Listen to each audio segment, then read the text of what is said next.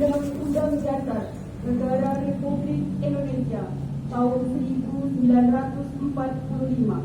Pembukaan bahwa sesungguhnya kemerdekaan itu ialah hak segala bangsa, dan oleh sebab itu maka penjajahan di atas dunia harus dihapuskan karena tidak sesuai dengan pri kemanusiaan dan pri keadilan.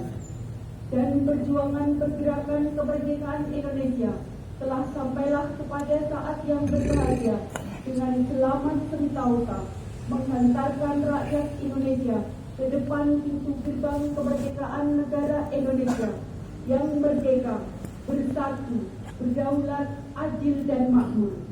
Atas berkat rahmat Allah yang Maha Kuasa dan dengan didorongkan oleh keinginan luhur supaya berkehidupan kebangsaan yang bebas, maka rakyat Indonesia menyatakan dengan ini kemerdekaannya.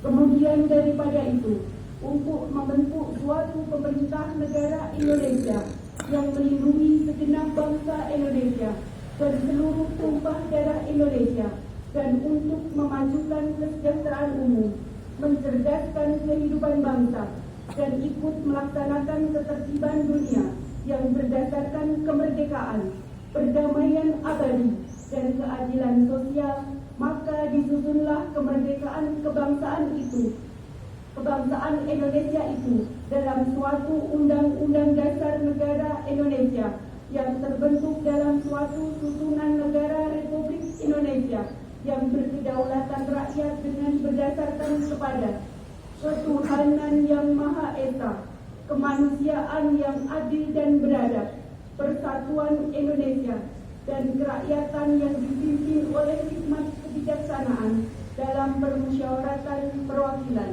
serta dengan mewujudkan suatu keadilan sosial bagi seluruh rakyat Indonesia.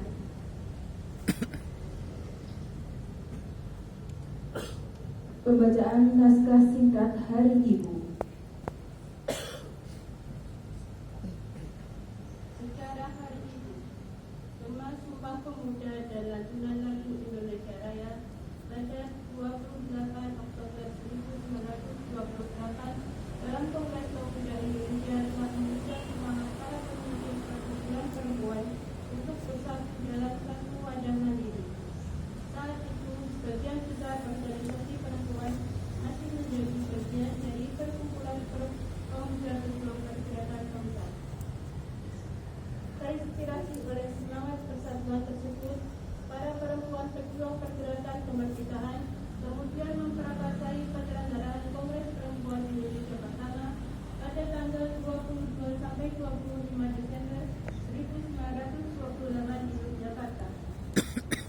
Salah satu keputusan penting dari Kongres ini adalah pembentukan organisasi federasi mandiri bernama Perikatan Perkumpulan Perempuan Indonesia (PPPI).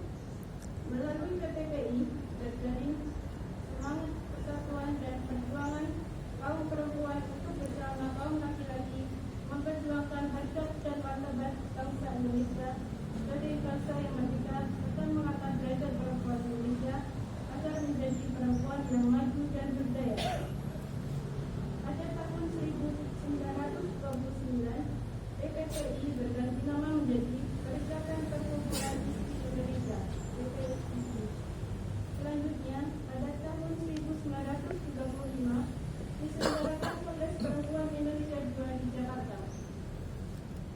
Kongres ini tidak hanya berhasil membentuk Badan Kongres Perempuan Indonesia, tetapi juga menetapkan fungsi utama perempuan Indonesia sebagai ibu bangsa yang memiliki tanggung jawab untuk menentukan dan mendidik generasi baru agar memiliki kesadaran kebangsaan yang tinggi.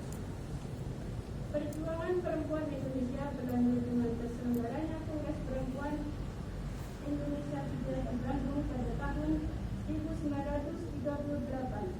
Dalam kongres ini, tanggal 22 Desember ditetapkan sebagai Hari Ibu yang kemudian ditentukan oleh pemerintah Republik Indonesia melalui keputusan Presiden nomor 316 tahun 1959 tentang hari-hari nasional yang bukan Hari Ibu tanggal 16 Desember